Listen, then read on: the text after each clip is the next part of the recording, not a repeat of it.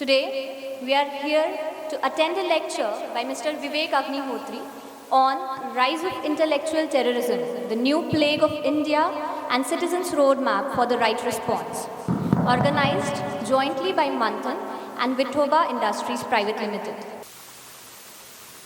A very warm welcome, Vivek ji.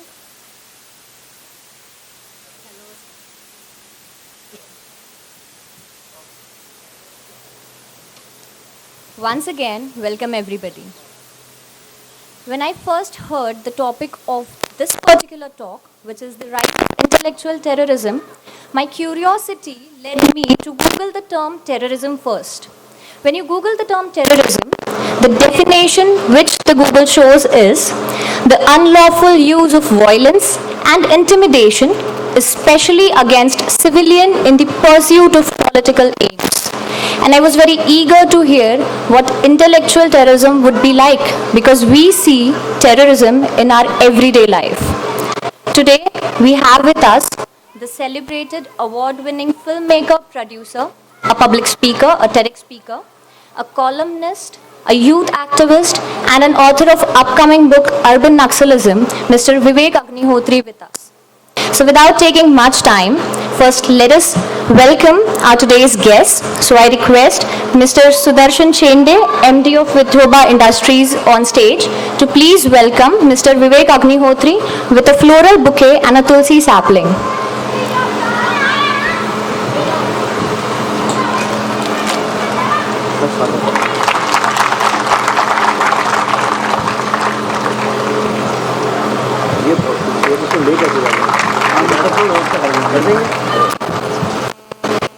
Next, I request Ms. Premlata Daga to please welcome MD Sudarshan Shende sir.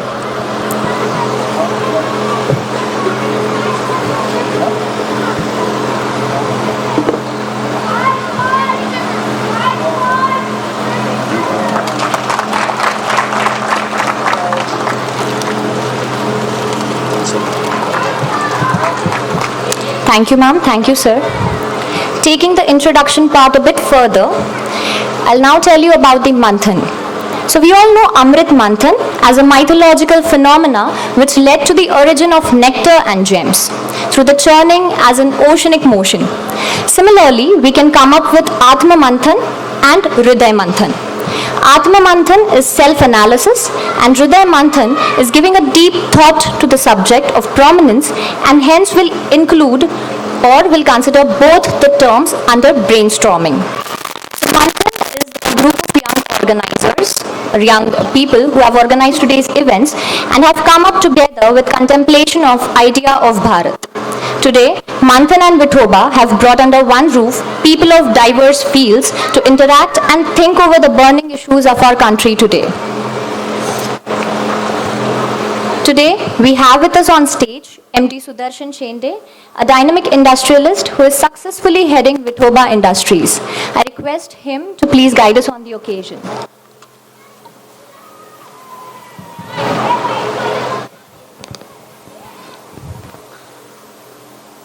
मंच पर उपस्थित आज के हमारे chief guest mister Vivek जी अग्निहोत्री और उन्हें सुनने के लिए आए हुए आप तमाम श्रोतागण, इन सबका मैं विठोबा इंडस्ट्रीज प्राइवेट लिमिटेड और मंथन की ओर से वेलकम करता हूं। और आप लोगों ने जिस संख्या में यहाँ पर आके इस विषय का मर्म समझा है, उसके लिए भी मैं समझ रहा हूँ कि कितने एंग्शियस आप इस चीज़ को सुनने के लिए हैं। बीइंग अ विठोबा, हम लोग हर साल कुछ ऐसे इवेंट्स करते हैं जो एक समाज प्रेरित हो, और हमें लगता है ऐसा कि being a businessman, being a business एक ग्रुप, हमारी कुछ जिम्मेदारियां हैं समाज के प्रति, लोगों के प्रति, सामाजिक एक उत्तरदायित्व जो है हमारा लोगों के प्रति, वो भी हम कुछ इस तरह से निभाना चाहते कि जैसा आप जानते हैं कि विठोबा का बेसिक जो वर्क है वो है दांतों से या ओरल केयर से संबंधित बैक्टीरिया को हटाना। तो दिमाग में जो कुछ ऐसे बैक्टीरिया लगे होते हैं उनको भी कुछ ऐसे प्रोमिनेंट स्पीकर्स के साथ में हम लोग यदि शेयर करते हैं तो वो भी मेरे ख्याल से इमीडिएट भाग जाते हैं। तो इसी तर्ज पर आज का एक कार्यक्रम आइडिया ऑफ भारत हमने डिज़ाइन किया है। मंथन और विठोबा की ये एक कोशिश है कि ये आपको थोड़ा सा सचेत करेगा, आपको अलर्ट करेगा और उसके साथ साथ आपको कीनली उस विषय पर ले जाएगा जिसकी आज समाज में हमें ज़रूरत है। आप लोगों को जानकर काफ़ी खुशी होगी कि prominent director from Bollywood, we have made so many films, touching films. Mister Vivek ji आज हमारे साथ में है और काफ़ी अच्छा बोलते हैं वो तो अभी आपको दिखेगा ही, और काफ़ी महत्वपूर्ण उनका विषय है। उस विषय में आप और विवेक जी ये साथ में रहे, इसके लिए विठोबा का एक थोड़ा सा प्रयत्न हमें मिल पाया, हम लोग कर पाए, इसके लिए मैं अपने आप को बहुत ग्रेस समझता हूँ। ज़्यादा समय आपके और सर के बीच में न लेते हुए मैं हैंड ओवर करता हूँ to mister Vivek Agnihotri. Thank you.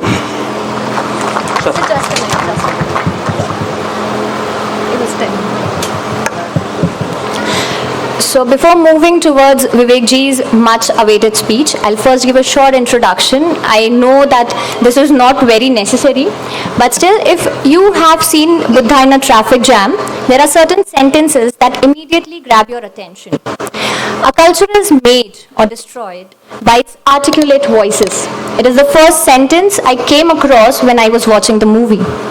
Corruption is much needed grease for squeaking tires of rigid administration. It was the second. And the third was, where is the real war and who is the real enemy? And these three sentences start your thought process, they start your thinking process, and you just need to know the answers to them. So I am very thankful on behalf of Nagpur, its citizen, that you have come here to guide us on the topic. Speaking about Vivek ji, he is a loving father, a very loving husband, and you have seen him on so many stages as a TEDx speaker, as a Bollywood director, writer, speaker, screenwriter, everything. And now, without taking much time, I request Mr. Vivek ji to please guide us on the topic.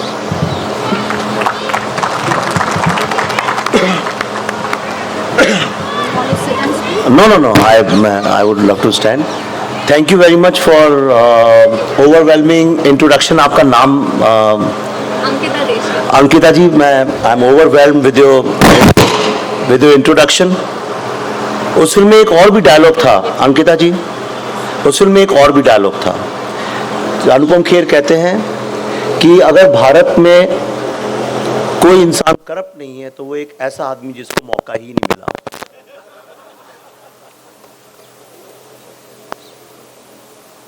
बहुत बहुत धन्यवाद।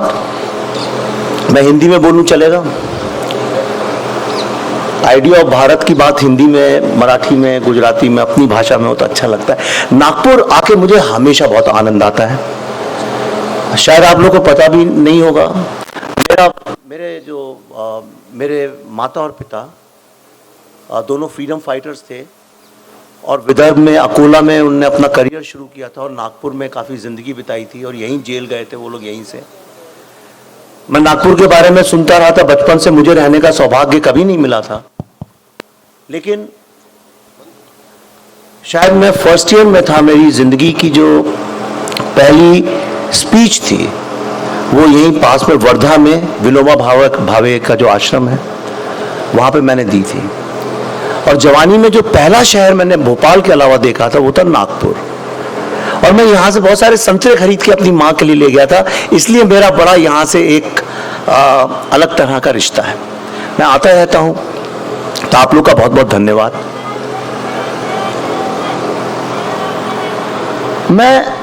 आप बोल रही थी मैं वक्ता हूँ या ऐसा कुछ भी नहीं है। मैं सिर्फ जो एक अनुभव जीवन का है वो लोगों से शेयर करता हूँ। और उसके पीछे कारण यह है कि जब मैं पढ़ रहा था स्कूल में, कॉलेज में, और जो एक 17, 18, 19, 20 साल के लड़के की मंशा होती है, माई डैडी ग्रेटेस्ट। आपने देखा होगा बच्चों को हमेशा लगता है मेरी माँ सबसे अच्छी होनी चाहिए, मेरे पिता सबसे अच्छे होने चाहिए। और कल को अगर आपके माँ या बाप पे कोई लांछन लगे या कोई उनके बारे में बुरी बात करे, तो या तो आप लड़ाई लड़ने लगेंगे, गाली गलौज करेंगे।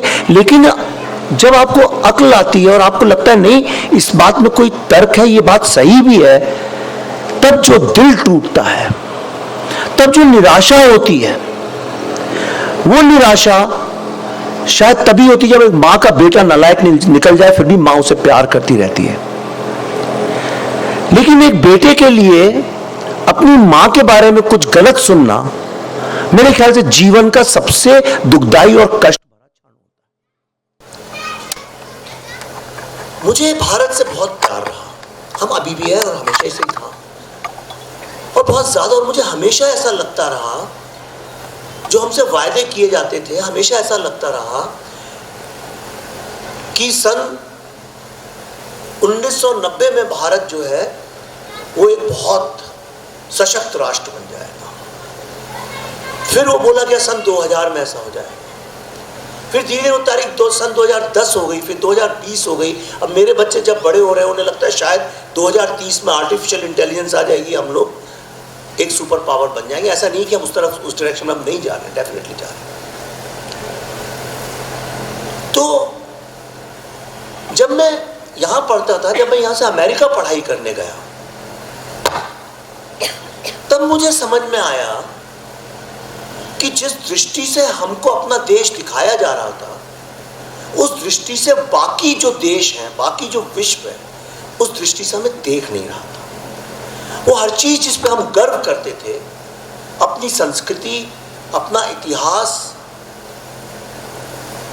हमारा जो एक फैमिली सिस्टम है, हमारा जो एक सोशल स्ट्रक्चर है, जिसपे हमें आज मैं पूरी दुनिया में, मैं 10-15 कंट्रियों को छोड़ के सब जगह घूमा हूं, मैं आपको बता रहा हूं हमारा जो सोशल स्ट्रक्चर है, perhaps it's the best in the world. और मैं इसलिए नहीं कह रहा हूं कि मैं भारतीय हूं। तो मैंने ये देखा कि सारी दुनिया जब एक आजाद विचारों की, जहां अपने यूथ को, अपने ट्रेडिशंस को, अपनी जो स्ट्रेंथ्स हैं उनको प्रबल करने में लगी थी, उसी वक्त हम लोग अपने हर इंस्टीट्यूशन को, अपनी हर संस्था को कहीं ना कहीं एक ऑर्गेनाइज स्ट्रक्चर तरीके से तोड़ने में लगे थे। फॉर एग्जाम्पल, मैं आपको 3-4 छोटी बातें बताऊंगा। फॉर एग्जाम्पल, इसमें तो कोई तर्क नहीं है कि हम दुनिया के सबसे पुराने, सबसे मैच्योर सिविलाइजेशंस में से एक है। अगर ये भी मान लिया जाए सबसे प्राचीन नहीं है, सबसे प्राचीन में से एक है। लेकिन एक लड़का जब बड़ा हो रहा है, उसको उसी बात के लिए अगर अपने ही देश में अपमान सहन करना पड़े, अगर वो अपनी प्राचीनता की, अपने कल्चर, सिविलाइजेशन की मैच्योरिटी के बारे में बात करता है, और उसी के लिए अगर उसको शर्म से सर नीचा करना पड़े, इसका मतलब उस देश के दुर्भाग्य के लिए बहुत दुर्भाग्य की बात है।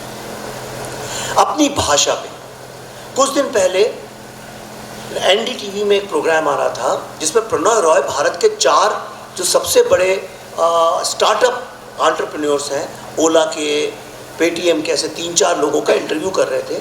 उनने सबसे एक सवाल पूछा कि आपकी ग्रोथ में सबसे बड़ी बाधा क्या थी? What was the biggest hurdle in your growth story? आप आश्चर्य करेंगे, पेटीएम के जो विजय शेखर जी हैं, शर्मा, उनका जवाब क्या था? और जो उनका जवाब था वो हर यंग लड़के लड़की का जवाब होता है। उन्होंने कहा मेरी ग्रोथ में सबसे बड़ी बाधा थी कि मुझे इंग्लिश बोलनी नहीं आती थी।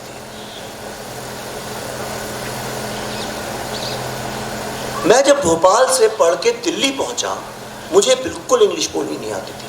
मैं समझता था, लिख सकता था, पर बोलनी नहीं आती थी। मैं जीन्स नहीं पहनता था, मेरे पास वॉकमैन नहीं था, उस जमाने में बड़ा प्रचलित था।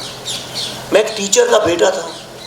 दिल्ली में टीचर के बेटे की कोई औकात नहीं होती, वो भी संस्कृत के प्रोफेसर का बेटा।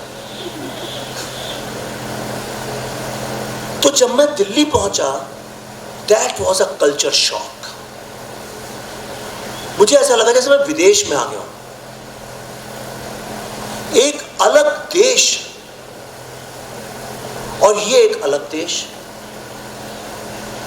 एक ही इंडिया में आप दो देश बन रहे थे। और तब मुझे समझ में आया कहीं पे एक डेलिबरेटली एक लाइन ड्रॉ कर दी गई है, एक इंडिया को भारत से जुदा कर दिया गया।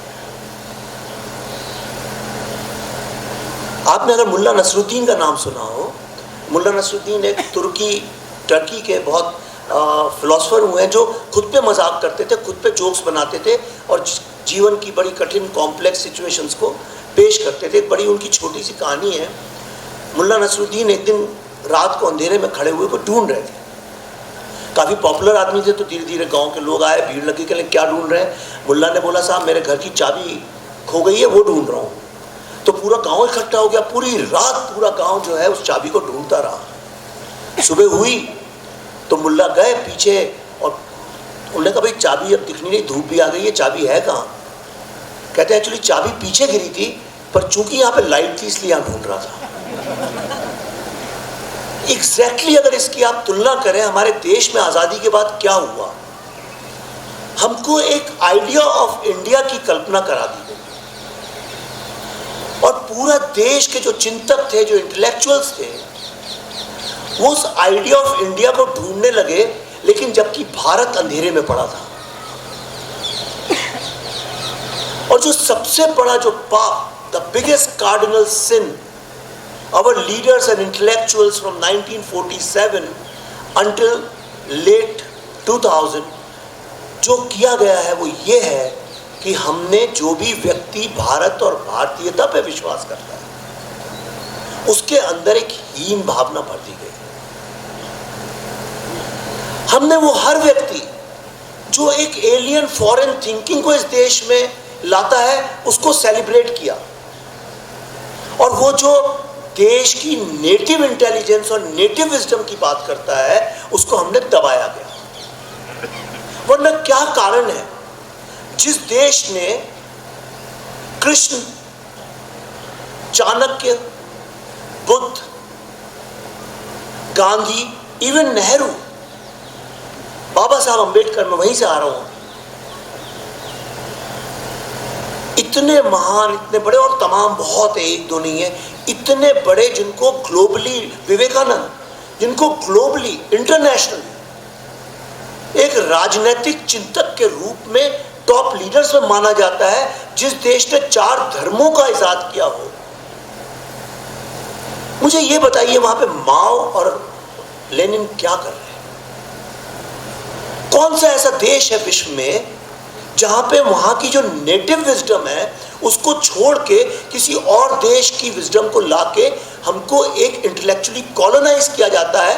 वो हर व्यक्ति, आप, मैं इतना यूनिवर्सिटीज में घूमता हूं, किसी भी लड़के लड़की से पूछ लीजिए, अगर तुम कहो मैं मार्क्स पढ़ रहा हूं तो तुम्हारा क्या स्टेटस होता है, और तुम कहो मैं विवेकानंद पढ़ रहा हूं तो तुम्हारा क्या स्टेटस होता है। आप में से कई लोग इस बात के अनुभवी होंगे। तो सबसे पहला जो हमने आइडिया ऑफ भारत को कहाँ डिस्ट्रॉय किया, हमने जो बाहर की जो, देखिए आज खाने पीने के मामले में पूरा विश्व एक कॉन्सेंसस सा बनाता जा रहा है कि आपके शरीर के लिए वही खाना सबसे अच्छा होता है जो आपके इर्द गिर्द पैदा होता है। आइडियोलॉजी भी वही करेक्ट होती है जो आपके इर्द गिर्द पैदा होती है, क्योंकि उसमें हजारों साल का इंटेलेक्चुअल संघर्ष होता है। एक संघर्ष के बाद, एक मंथन के बाद एक विचारधारा धीरे धीरे पनपती है। उस विचारधारा को क्वेश्चन करना और निरंतर आपको यह बताते रहना कि जो विचारधारा आप मानते हैं वो गलत है और विचारधारा जो बाहर से आ रही है वो सही है, और इस तरह से धीरे धीरे लोगों को ब्रेन वॉश करते हुए एक नया इंडिया खड़ा कर देना और एक ही देश को डिवाइड कर देना, आई थिंक ये एक बहुत बड़ा पाप, बहुत बड़ी साजिश हमारे साथ की गई। दूसरी बात, आज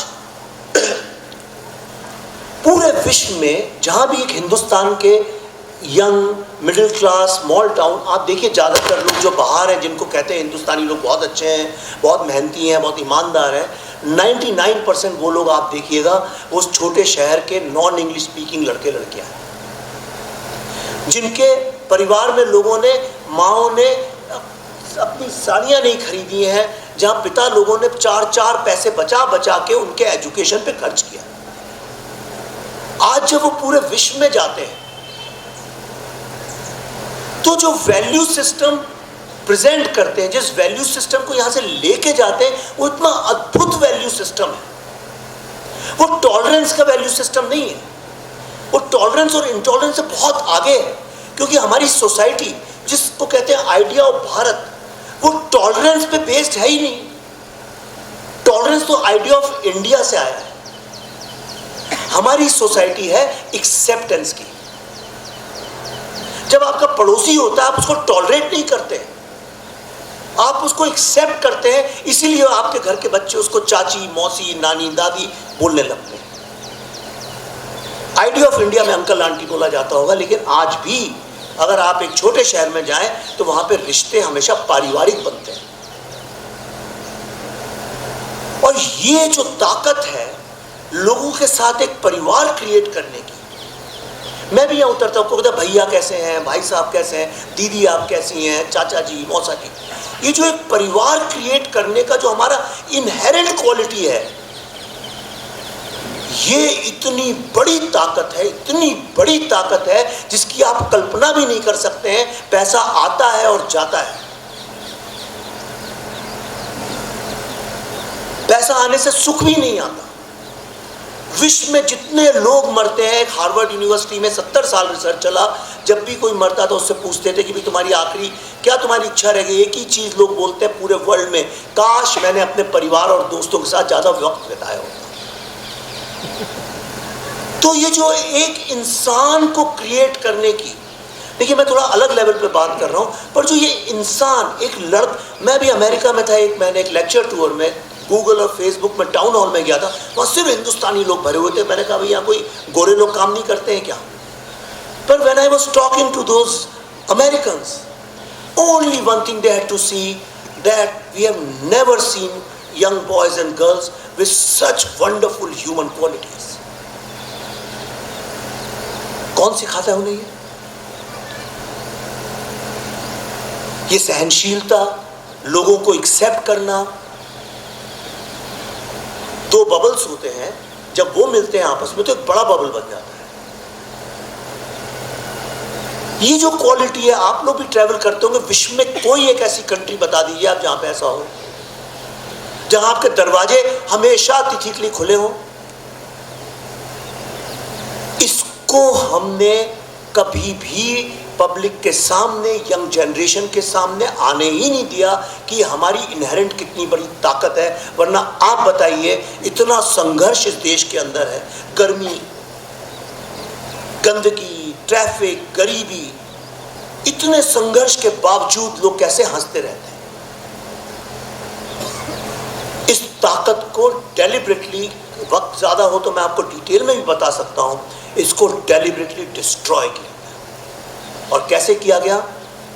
लोगों को आपस में लड़वा के। ये जो डिवीजन, क्योंकि इंडिया की सबसे बड़ी ताकत थी यूनाइटेड परिवार, जॉइंट फैमिली। घर में लड़ लेंगे, बाहर वाला कुछ बोले, मोहल्ले का लड़का है कहता मेरे मोहल्ले की लड़की को किसी ने छोड़ा हाथ पांव तोड़ देंगे। मेरे वक्त में तो ऐसे ही होता था, भाई आज तो नहीं पता मेरे को, पर हम जब कॉलेज में थे, हमारे मोहल्ले की किसी लड़की को कोई छेड़ दे तो हम कहते थे हमारी बहन, हम जाके उसके हाथ पांव तोड़। लेकिन स्लोली हमने मैन वर्सेस वुमेन, एक फेक कॉन्सेप्ट ऑफ फेमिनिज्म हम लेके आए बाहर से, जिसकी आवश्यकता हमको नहीं थी।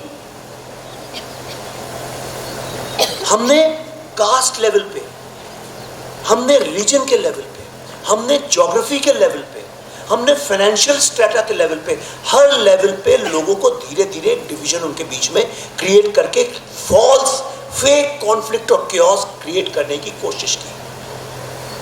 मैं किसी व्यक्ति और पार्टी विशेष का नाम नहीं ले रहा हूं, पर ऐसा करते करते हमने हमारे जो यंग जनरेशन थी उसके अंदर एक हीन भावना क्रिएट कर दी। हमको ये लगने लगा कि अगर हमको प्रोग्रेस करना है, अगर साइंटिफिक प्रोग्रेस करना है, अगर हमको इनोवेट करना है, तो उसके लिए हमें देश छोड़ के जाना पड़ेगा। तो जब आपके पास हीरा हो और आप हीरे की तलाश में कहीं और जाएं,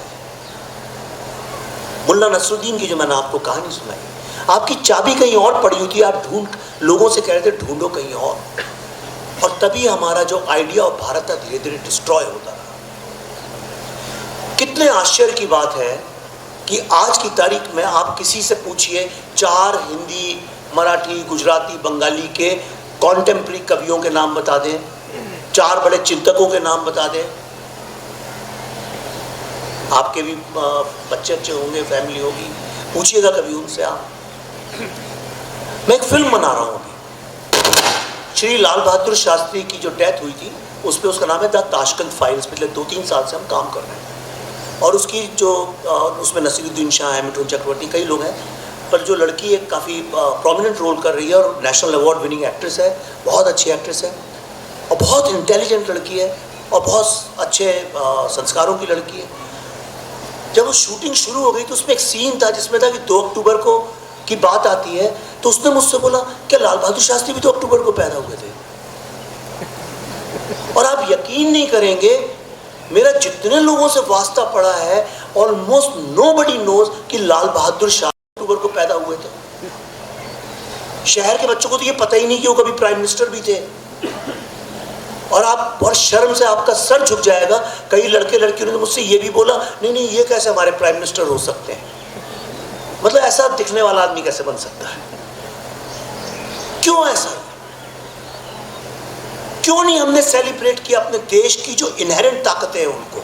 क्यों नहीं हम सेलिब्रेट करते हैं आज उन ताकतों को? और क्या कारण है कि आज चाहे बच्चे का जनेऊ हो, चाहे उसका मुंडन हो, चाहे उसका जन्मदिन हो, कोई जीता हो, कोई त्यौहार हो, दुर्गा उत्सव हो, गणेश उत्सव हो, कुछ भी हो, सिर्फ बॉलीवुड के गाने बजते हैं, तो हमारा अपना म्यूजिक, हमारे अपने संस्कार सब कुछ खत्म हो गया।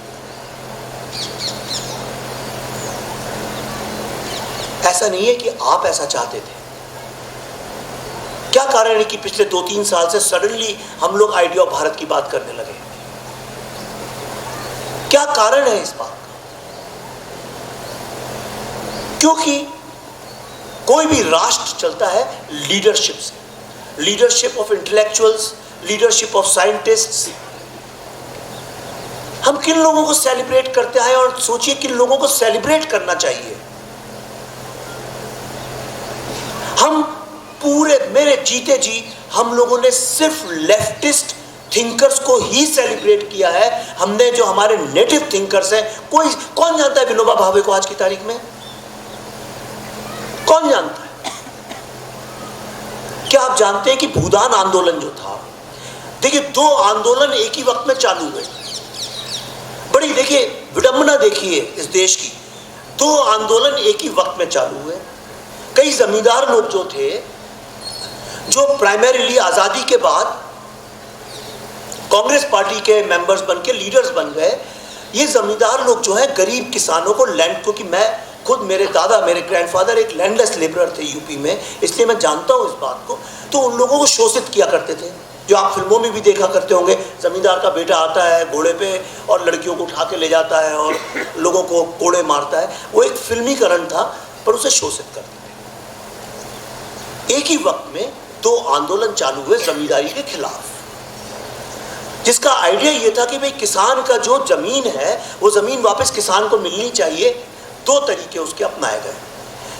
एक सुबह को एक मरियल सा आदमी नंगे पांव एक छोटी सी धोती पहना हुआ आंध्र प्रदेश से महाराष्ट्र तक चलने लगा और वो जा के जमींदारों से कहता था, मैं आपसे हाथ जोड़ता हूँ, आपको समझाता हूँ कि भाई ये इन लोगों की ज़मीन है जो आपने अनैतिक तरीके से कब्जा कर रखा है, इनको वापस कर दीजिए। एग्जैक्ट फिगर नहीं है, उस व्यक्ति का नाम था विनोबा भावे, जिसको भूदान आंदोलन बोला गया। और लाखों स्क्वायर हेक्टेयर ज़मीन जो है उनने किसानों को वापस दे दी। लगभग उसी वक्त एक सुबह बंगाल में नक्सलबाड़ी नाम की जगह में कुछ लोगों ने मार्क्स और माओ से प्रभावित होकर बंदूकें उठाई और जाके जमींदारों को गोली से मारना शुरू किया और ज़बरदस्ती उनकी अनाज और ज़मीन और सब कुछ छीन के किसानों को वापस करना शुरू किया। हमारे सामने ये दो मॉडल्स आए। पहले जो नक्सलवाड़ी का जो मॉडल था वो पहले ही शुरू में ही फेल हो गया, 3-4 दिन के अंदर ही फेल हो गया वो। लेकिन नक्सलिज्म आज भी जिंदा है, मॉइज्म आज भी जिंदा है। हर साल 15-20 हजार लोग मॉइज्म से आज भी मर रहे हैं। और कोई भी ऐसा किसान आपको अपनी जिंदगी में मिल जाए जो कहे हाँ नक्सल लोगों के कारण मेरी जमीन मुझे वापस मिली, तो आप प्लीज मुझे जरूर बताइएगा। और भूदान जो कि हमारा खुद का आइडिया था, विदेशी नहीं देशी आइडिया था, जिससे लाखों किसानों की जमीन वापस मिली, आज उसकी कहीं चर्चा नहीं, नामो निशान नहीं। ऐसा कैसे हुआ? क्योंकि हमें बताया ही नहीं गया। ये तो मेरी खुशकिस्मती थी, शायद मां सरस्वती का मेरे ऊपर कुछ आशीर्वाद रहा होगा, टीचर का बेटा हूं, कि एक दिन मैंने गलती से लिख दिया कि आज 2 अक्टूबर है, शास्त्री जी को मेरा नमन। और हजारों लोगों ने लिखना शुरू किया कि आप उनकी मृत्यु के ऊपर फिल्म क्यों नहीं बनाते हैं। एक्चुअली लोगों ने लिखा कि आप उनकी हत्या के ऊपर फिल्म क्यों नहीं बनाते हैं। मैं कॉन्स्पिरेसी थ्योरीज में बिलीव ही नहीं करता हूं। तो मैंने रिसर्च करना चालू किया, 1-2 साल मैंने रिसर्च किया, बहुत सारी RTIs फाइल की गवर्नमेंट के पास। और उसके चलते शास्त्री जी का निधन कैसे हुआ था वो बात तो किनारे रह गई, पर जो चीजें निकल के सामने आने लगी इंडिया के बारे में, किस तरह से आज अगर आप मिडिल क्लास हैं, अगर आज कोई गरीब है, अगर आज कोई आर्थिक रूप से संघर्ष कर रहा है, तो मैं आपको दावे के साथ कह सकता हूं कि आपको आजादी के बाद लगातार लूटा गया है 3 तरीकों से। आपका पैसा, आपकी डिग्निटी और आपकी सेल्फ एस्टीम। और ये बिल्कुल एक विधिवत तरीके से हुई है, ना प्लान ऑर्गेनाइज। अभी मेरी फिल्म आएगी, आपको देखने को मिलेगा। बहुत चीजें बता नहीं सकते छोटे दायरे में, इसलिए मैं आपको बताता हूं। एक किताब है जिसका नाम है मित्रोकिन आर्काइव। KGB के 1991 में जब USSR टूटा तो KGB का जो डायरेक्टर था वसीली मित्रोकिन, शायद किसी ने नाम सुना हो, वो 25 साल तक KGB के डॉक्यूमेंट्स को इकट्ठा करता रहा और फाइनली 2 सूटकेसेस में भर के वो एक दिन ब्रिटिश एम्बेसी में पहुंचा जब USSR टूट गया। और उसने बताया कि किस तरह से KGB ने किन किन कंट्रीज में करप्शन करके कॉलोनाइज किया है, उसके दस्तावेज उनके पास लेके गया। उन डॉक्यूमेंट्स में के चलते यूके में मित्रोकिन कमीशन बना, जिसमें तमाम MPs और लोगों के खिलाफ केसेस चले, अंदर गए। उस इटली में बना, स्पेन में, उसमें एक बहुत बड़ा चैप्टर इंडिया के ऊपर है। और उसमें नामों के साथ लिखा है कि कब किसको कितने पैसे दिए गए, किस तरह करप्ट किया गया। उसमें फोटो हैं, किस तरह से हमारे दिल्ली JNU यूनिवर्सिटी के प्रोफेसर्स, किस तरह से हमारे थिंकर्स, हमारा मीडिया, हमारे पॉलिटिशियंस, हमारे इंटेलेक्चुअल्स, किस तरह से everybody was working on KGB payroll. कोई भी ऐसा व्यक्ति जो 70 की हिस्ट्री को अगर याद हो तो आपको याद होगा, ये बीच में हल्की सी चर्चा चली थी, इस पे सवाल भी उठा था पार्लियामेंट में, पर उसको आज नामो निशान नहीं है। शास्त्री जी की जिस दिन डेथ हुई थी, इंडिया में एक भी सोवियत न्यूज़पेपर या मैगजीन नहीं थी। उनके मरने के 5-7 साल के अंदर अंदर हिंदुस्तान में 30,000 सोवियत पब्लिकेशंस थे। ऑलमोस्ट 70 to 80% पब्लिकेशंस, हितवाद और नवभारत नहीं, लेकिन जितने मेन स्ट्रीम न्यूज़पेपर्स और मैगजीन्स थे, मोस्टली ऑल ऑफ देम, उनके जितने एडिटर्स थे, सबके सब जो हैं KGB के पेरोल पे काम कर रहे हैं। हो सकता है ये गलत हो सकता है ये झूठ हो, लेकिन एज अ सिटीजन क्या एक भारतीय को सत्य जानने का अधिकार है कि नहीं है? 70 साल की आजादी में कौन सा वो दिन था जब आपको एक भी सत्य जानने का अधिकार या हक मिला? इतने स्कैम हुए, इतने असैसिनेशंस हुए, इतना सब कुछ हुआ, एक भी सत्य कभी आपके सामने आया? तो जब आपकी लीडरशिप अपने ही देश के सिटीजन्स को एक ऐसी आइडियोलॉजी में बांधना चाहती हो जो आइडियोलॉजी आपकी नहीं है, तो ये तो आपने सुना ही होगा कि ओढ़ा हुआ व्यक्तित्व अंततः हार ही जाता है। तो ये आइडिया ऑफ इंडिया का जो सर्वनाश है,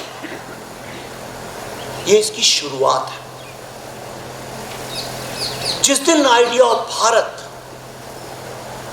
जिस दिन एक Hindi speaking, Marathi speaking, Gujarati speaking, Tamil speaking एक छोटे शहर का पोस्ट मास्टर का, एक ओवरसीयर का, एक बैंक मैनेजर का बेटा या बेटी, उसको हिंदुस्तान में उतनी प्रतिष्ठा, उतनी इज्जत मिलने लगेगी जितनी एक दिल्ली पब्लिक स्कूल या क्राइस्ट चर्च के लड़के लड़की को मिलती है, या लटियंस दिल्ली के एक किसी सशक्त रईस आदमी के बेटे को मिलती है। उसी दिन ये भारत आजाद होगा। हम आज भी एक विचारधारा के गुलाम हैं। जो लड़के या लड़कियां यहां से बाहर जाते हैं, वो सिर्फ इसलिए नहीं जाते कि उनको पैसे कमाने, ये हर कोई जानता है कि आज भारत की स्थिति भी इतनी अच्छी है कि बाहर से ज्यादा अच्छा यहाँ है। पर कौन रहेगा ऐसे जहां पे हर समय, देखिए आपको आज पढ़ लिख के बच्चा कहाँ जाएगा? दिल्ली, बेंगलोर, बंबई जाएगा। जैसे ही वो एक छोटे शहर का, अमरावती का या अकोला का लड़का यहाँ से जब जाएगा बाहर बेंगलोर या दिल्ली, उसको सबसे पहले अटैक किया जाएगा वो किस तरह के कपड़े पहनता है, वर्नेकुलर है, उसका एक्सेंट क्यों ऐसा है। आदमी किसी भी चीज के साथ जी सकता है, पर एस्टीम के बिना नहीं जी सकता। और ये जो पूरी लड़ाई है चंद लोगों की, जो कई सारे लोग अब लड़ रहे हैं, आप लोग भी बैठे, ये अकेली नहीं है, ये हम सबकी है। वो है किस तरह से हम इस देश के सेल्फ एस्टीम को वापस लाएं। मैं आईआईटी में गया था, वहाँ प्रोफेसर, आईआईटी के जो प्रोफेसर थे, जब आईआईटी जो एग्ज़ाम होता है आईआईटी के लिए, उसमें जो लड़का टॉप करता है उसको असाइन किया जाता है आईआईटी पवई, आईआईटी बॉम्बे का जो आईटी डिपार्टमेंट है वहाँ पे। मेरी प्रोफेसर बापट से बात हो रही थी, वो वैदिक मैथमेटिक्स पे काफ़ी लेक्चर दिया करते थे। कहने मैं शुरू में दिया करता था इस पे काफ़ी लेक्चर, पर धीरे धीरे लोग मुझे कहने लगे कि तुम संगी हो, तुम भक्त हो, और मुझे हर समय नीचा दिखाने की कोशिश की जाने लगी, तो आजकल मैंने देना बंद कर दिया है। आज मुझे आश्चर्य की बात यह है, एक तरफ हम लोग ये बोलते हैं कि जो मार्शल आर्ट्स हैं they are very good for health and life, इतनी एक प्राचीन संस्कृति को हम लाके अपने यहाँ सेलिब्रेट करना चाहते हैं, और हमको आज़ादी से लेकर 2014 हो गए योगा को सेलिब्रेट करने में। भाई आप अपनी चाची, अपनी मौसी, अपने पड़ोसी, किसी और को आप सेलिब्रेट करिए, उसमें कोई बुराई नहीं है, पर अपनी मां को तो सेलिब्रेट करना मत भूल जाओ। तो ये जो एक पूरी भारत को लेके जो पूरी हीन भावना है, देखिए भारत क्या है, भारत राम भी है, भारत रावण भी है, ये मत भूलिए। वही भारत जहां पे पूरा लाइट जली हुई है, बड़े बड़े होर्डिंग्स लगे हैं, BMW का एड छपा हुआ है, लिखा हुआ है how to spend 14 days in Spain, और वहीं पे नीचे एक मर्सिडीज में लोग खड़े हुए, बंबई की बात बता रहा हूँ, मैंने आंखों से, आप यहाँ भी दिख जाएगा, वहीं नीचे मर्सिडीज से लोग खड़े हुए रात को किसी चाट वाले से या चाय वाले से चाय पी रहे हैं, जिसका बच्चा दूर किनारे में एक गार्बेज के ढेर के पास एक कुत्ते या किसी जानवर के बच्चे के साथ एक रोटी के लिए लड़ाई लड़ रहा है। ये है हमारा हिंदुस्तान। ये जो डिस्पैरिटी है, इतनी डिस्पैरिटी पूरे वर्ल्ड में कहीं नहीं है। एक इंडिया चंद लोगों का था जो कि रोज माला माल हो रहे थे, जो विदेश घूम रहे थे, जो लोग सारी चीज, इस देश के सारे रिसोर्सेस, सारी संपत्ति आज अगर मैं आपसे पूछूं कौन कौन से पब्लिकेशन हाउसेज है इंडिया में, आप कहेंगे पेंगुइन, रैंडम हाउस, ये गीता प्रेस बंद हो गया। आप इंडियन पब्लिकेशंस बताइए, आप इंडियन मैगजीन्स बताइए, आप इंडियन प्रोडक्ट्स बताइए। बड़े गर्व की बात है कि आज विठोबा इंडस्ट्रीज 2018 में एक प्रोग्राम को स्पॉन्सर कर रहा है। क्या यह संभव था? तो ये जो नई उठती हुई आवाज है, जो एक भारत की तरफ जाने की जो यंग लड़के लड़कियां जो यहाँ पे है, कोई भी व्यक्ति, उनको मैं कहना चाहता हूँ, you should be very proud. हमारा फैमिली सिस्टम, हमारा सोशल स्ट्रक्चर, डाइवर्सिटी की बात लोग करते हैं। आप किसी से मिलेंगे, लोग कहेंगे अमेरिका में बहुत डाइवर्सिटी है, सारे विश्व के लोग रहते हैं, पर ऐसी डाइवर्सिटी किस काम की जहाँ कोई किसी से बात ही नहीं करता। ना अमेरिकन चाइनीज से करते हैं, ना चाइनीज जैपनीज से करते हैं, ना वो लोग कोरियन से करते हैं, ना कोरियन रशियन से करता है। ऐसे सबअर्बन्स में रहने का क्या फायदा है? पर कोई एक ऐसा दिन आपकी जिंदगी में गुजरा है आज तक जहां आप किसी क्रिश्चियन, मुस्लिम, बुद्धिस्ट, ऊपर नीचे, गरीब अमीर से बिना इंटरेक्ट करे हुए अपना काम चला सकते हो? क्या ये संभव है?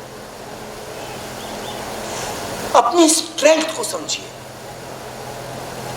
उस मां को सेलिब्रेट करिए, उस पिता को सेलिब्रेट करिए जिसने ये वैल्यू सिस्टम वर्ल्ड में भेजा है। आज 10 या 20 लाख अगर अमेरिका में है, वो कम तादाद नहीं है। लोग मुड़ के देखते हैं उन लोगों की तरफ। एक अलग तरह का रेवोल्यूशन जो है वो इंडियन माइंड्स ला रहे हैं। किस चीज की कमी है? कमी सिर्फ ये है कि हमको उनको एक एस्टीम, सेल्फ एस्टीम देना है। गरीबी से हम जूझ लेंगे, अनएम्प्लॉयमेंट से भी जूझा जा सकता है, लेकिन टूटी हुई रीढ़ की हड्डी से जूझना बहुत मुश्किल है। एक हारे हुए इंसान को जगाना बहुत मुश्किल है।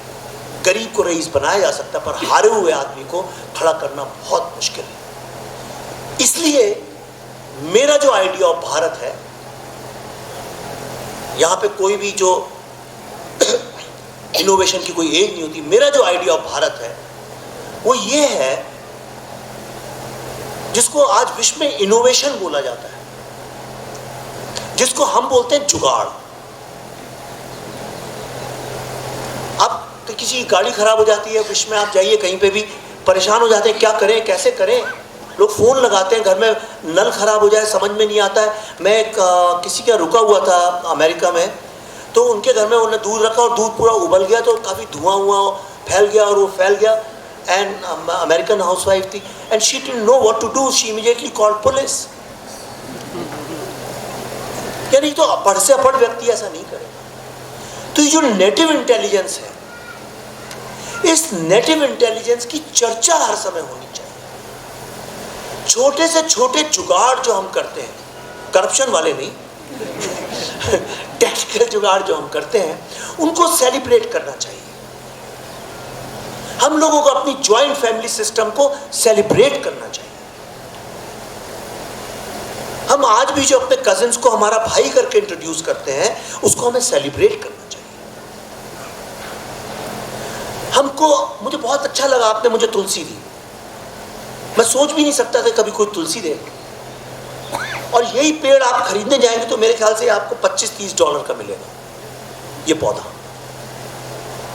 तो क्यों नहीं हम हमारी जो चीजें हैं, हमारी जो कलाएं हैं, उसको यंग लड़के लड़कियां उसको रिनोवेट करके, उसको पैकेजिंग करके। आज सोशल मीडिया में तो हम लोग वर्ल्ड में नंबर 1 होते जा रहे हैं धीरे धीरे, राइट? इसका मतलब ये नहीं है कि हम लोग अनएम्प्लॉयड हैं।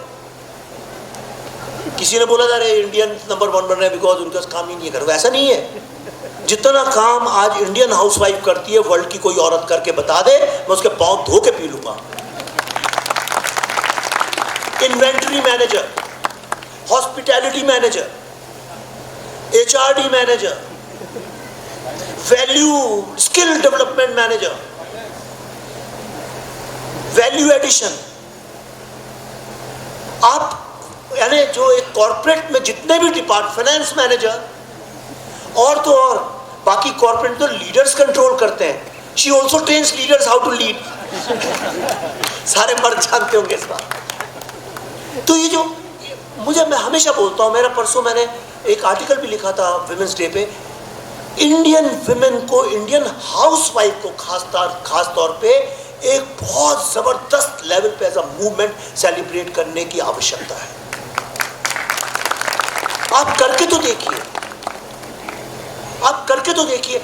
आप चलिए, एक बहुत चीजें हम लोग करते हैं, लोग कहते हैं जी पेट खराब है जी ये खा लो, हम खा लेते हैं ना, पूछते नहीं है। कोई कहता है अरे भैया बच्चे का ये नहीं हो रहा, उस मंदिर चले जाते हैं कि नहीं चले जाते हैं। अगर आपको वाकई में भारत से प्यार है, अगर आप वाकई आपके अंदर कहीं एक ऐसी इच्छा है कि मेरा देश भी आगे बढ़े, आप एक हफ्ते के लिए एक चीज ट्राई करके देखिए। जो एक हाउसवाइफ है, उसके जो अचीवमेंट्स हैं उसके बारे में अगले 7 दिन तक लोगों को बताइए जहां आप काम करते हैं, अपने बच्चों को बताइए, पड़ोसियों को बताइए, और आप देखिए कि आपके घर के अंदर ही अपने आप बिना कुछ किए हुए से बात करने से कैसे माहौल बदल जाता है। क्योंकि आइडिया ऑफ इंडिया पूरे हिंदुस्तान ने एक साथ डिसाइड नहीं किया था, ये सिर्फ एक घर में ये बातचीत शुरू हुई थी। बातचीत अगर चलती रहे तो एक घर से निकलकर 70 साल तक पूरे देश पर राज किया जा सकता है। तो क्या कारण है कि आपके घर से अगर हिंदुस्तानी हाउसवाइफ को, हमारी हेरिटेज को, हमारी जो क्वालिटीज़ हैं उनको अगर हम सेलिब्रेट करना शुरू कर दें गर्व के साथ, और बॉलीवुड के गाने मर जाए ना बजाएं, तो कोई कारण नहीं है कि आइडिया ऑफ भारत सार्थक नहीं हो सकता।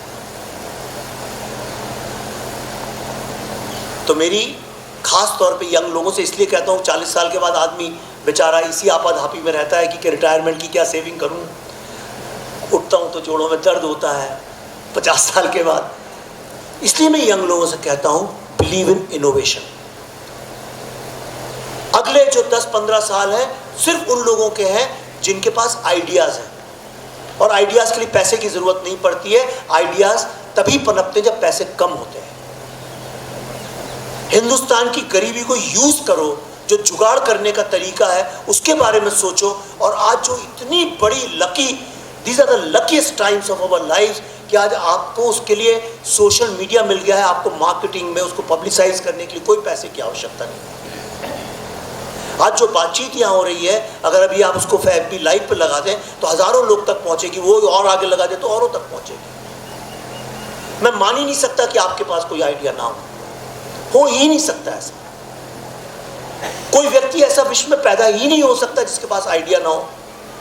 आप याद करिए अपने बचपन को, क्योंकि आपके बाल सबसे ज़्यादा सफ़ेद है इसलिए आपसे कह रहा हूँ। अपने बचपन को याद करिए, जब आप 3-4 साल के थे, आपके माँ बाप आपको जंगल में छोड़ दें, शॉपिंग मॉल में छोड़ दें, अंधेरे में छोड़ दें, सड़क पे छोड़ दें। 2-4 मिनट रोने के बाद 5 मिनट के अंदर आप एक नया गेम ईजाद कर लिया करते थे अकेले। वो क्रिएटिविटी मरी नहीं है, वो कहीं एक दिमाग के तहखाने में, या वो मुल्ला नसरुद्दीन की तरह से कहीं अंधेरे में पड़ी है। एक बार जाइए तो अंधेरे में अपने उस क्रिएटिव बच्चे को निकालिए, जो गिफ्ट, सबसे बड़ी गिफ्ट हमें मिली हुई है। और उस क्रिएटिविटी को किस तरह से इंडियननेस के साथ जोड़ा जा सकता है, अपनी वैल्यूज़ के साथ जोड़ा जा सकता है, उसको करने की कोशिश करिए। एक ऐसा इकोसिस्टम, एनवायरनमेंट क्रिएट करिए, भले ही वो 10 लोग का हो,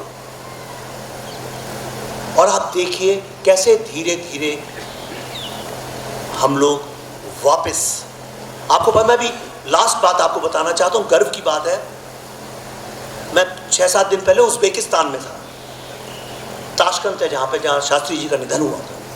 1 किलोमीटर के घेरे में वहाँ पे शास्त्री मेडिकल कॉलेज है, शास्त्री स्कूल है जहाँ हिंदी में पढ़ाते हैं, उनकी मूर्ति लगी है, शास्त्री चौक है, शास्त्री स्ट्रीट है। 1 किलोमीटर में जितना हमने उनको सेलिब्रेट किया है उतना हमने इस देश में 50 साल में कभी नहीं किया।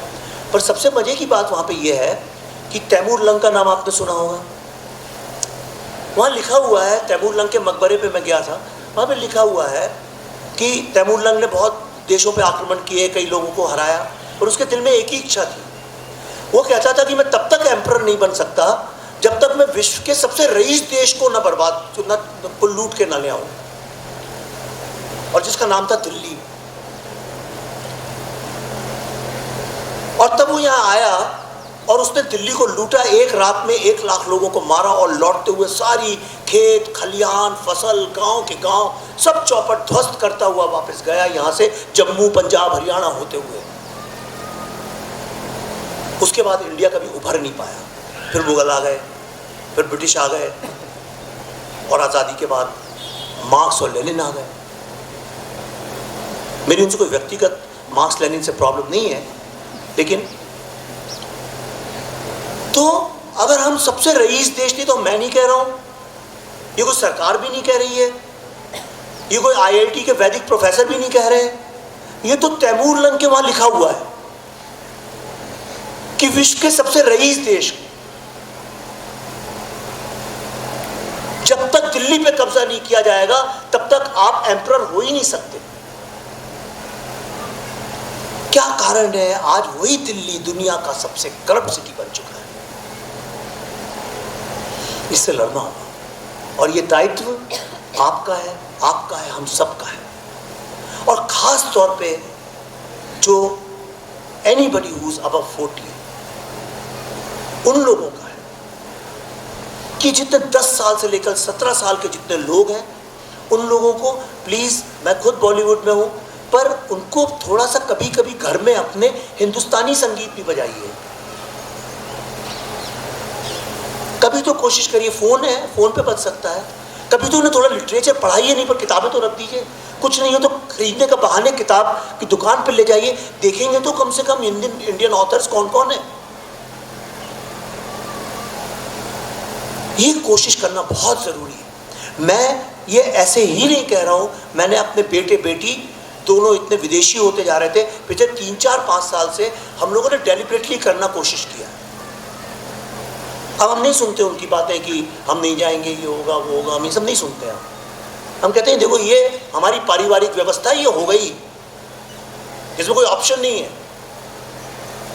मेरे बच्चे नहीं, हम ब्रेकफास्ट में ये नहीं खाएंगे, मैंने कहा देखो मेरी माँ रख दी, ये पराठा यही खाना पड़ेगा, यही बना है। तो इस तरह से you have to compulsively, you have to do that. और आप देखिए धीरे धीरे ये आइडिया ऑफ भारत सार्थक होने लगे। That's all I have to say. Thanks for being patient. थोड़ा मेरा गला बहुत ख़राब है, इसलिए मैं बहुत अच्छे से बोल नहीं पा रहा हूँ, पर आपको अगर कोई टाइम हो और सवाल हो तो I am ready to answer. Thank you, thank you. Thank you so much Vivek ji. वो मैं बताने वाली थी कि Vivek ji was about to cancel the plan क्योंकि उनकी तबीयत खराब थी, लेकिन we are very glad that you came here, you had a very nice session with us. क्योंकि वो क्रिएटिव माइंड्स की बात कर रहे थे, तो मुझे आपके एक टॉक की याद आई, where you were in IIT and you asked the students how many of you are creative here, nobody raised hand, a few, and then you asked how many are human beings, and then everybody was like okay, I am. So we doubt our creativity, and that is where I think today's session would be very helpful to you all. So क्योंकि I'll take the advantage कि मैं आज conduct कर रही हूँ, तो we'll begin our interactive session, and first and last question I'll ask you so that I get the benefit of being here. So the first question I would like to ask is, when and why Buddha in a traffic jam? When was the time you thought that I would love to create such a socio-political drama, and why? देखिए, मैं जब college में पढ़ता था, first year second year में हम लोग गए, तो धीरे धीरे हम लोग बसें जलाने लगे, विधानसभा पे पत्थर फेंकने लगे, जेल जाने लगे, ये सब करने लगे, और हिंदुस्तान की जो भी चीज़ थी उससे नफरत करने लगे। वही कालिदास जिसको पढ़ पढ़ के बड़े हुए थे, लगा रहे ये क्या जानते हैं, शेक्सपियर पढ़ा जाए। तो मेरे दिमाग में एक विचार ये उठा कि कोई हिंदुस्तान में कोई सी ऐसी फैमिली नहीं हो सकती है जो अपने बच्चों से कहे कि भाई स्कूल के बाद कॉलेज में जाके ये करो। तो क्या कारण है कि कॉलेज में आते ही साथ हम लोग भारत की बर्बादी, भारत के टुकड़े होने, इन सब बातें करने कहाँ से सीखते हैं लड़के लड़कियां? देन आई सेड, कहीं पे आज की जो लड़ाई है ये बंदूकों से नहीं लड़ी जाएगी, इस लड़ाई के जो आर्म्स और एम्युनिशन है वो होंगे यंग लोगों के दिमाग। अगर आप सिस्टमैटिक तरीके से उनको ब्रेन वॉश करते जाए तो धीरे धीरे हर कोई बंदूक और गन्स उठा ही लेगा। जिस तरह से छोटे छोटे 5 से 7 साल बच्चों को वॉश करके उनको जिहादी और सुसाइड बॉम्बर बनाया जाता है, एग्जैक्टली उसी तरीके से बहुत सारी यूनिवर्सिटीज और कॉलेजेस में जो टैलेंटेड और क्रिएटिव लड़के लड़कियां होते हैं उनको ब्रेन वॉश करके उनको एक तरह का फ्रंट बना दिया जाता है, एक मूवमेंट का जो पूरे देश में चल रहा है जिसमें हजारों लोग मरते रहते हैं। तो आई सेड कि today if you are a Buddha, Buddha से यहाँ पे कोई रिलीजियस रीजन नहीं, बुद्धा मतलब आइडिया, बुद्धा मतलब जो क्रिएटिव माइंड है, जो जिसके पास आइडिया है। अगर आपके पास एक क्रिएटिव माइंड है तो you will find yourself stuck in a traffic jam of the system. So that was the idea. तो ये जो नेक्सस है एक इंटेलेक्चुअल्स, मीडिया, एनजीओज और एकेडमिया का और नेक्सलिज्म का, ये जो पूरा जो एक नेक्सस है जिसको आज तक कोई देखता नहीं था। इसमें मैंने फिल्म बनाई, लेकिन प्रॉब्लम ये था जब फिल्म बनाई सबने कहा ये फिल्म कैसे बना सकते हैं, ऐसा तो होता ही नहीं है, ये फिल्म रिलीज़ भी नहीं करेंगे। जो बेचारों ने कुछ पैसा लगाया था वो भी छोड़ के भाग गए। बॉलीवुड आप जानते हैं कैसे चलता है, मैं उसके बारे में बोलना भी नहीं चाहता हूँ। सबने मना कर दिया, पर माँ सरस्वती की कृपा थी कि जो फिल्म मैंने 2012 में बनाई थी, 4 साल से बंद पड़ी थी, 2016 में शब्द बाई शब्द सार्थक हो गई। जेएनयू में भारत तेरे टुकड़े होंगे इंशाअल्लाह इंशाअल्लाह के नारे लगने लगे। लोगों ने कहा हाँ ये बात तो सही है, और इस तरह से वो बात सामने आई। डीन ऑफ सिनेमा स्टडीज ने भी शायद रिफ्यूज कर दिया था स्क्रीन करने से। जी हाँ।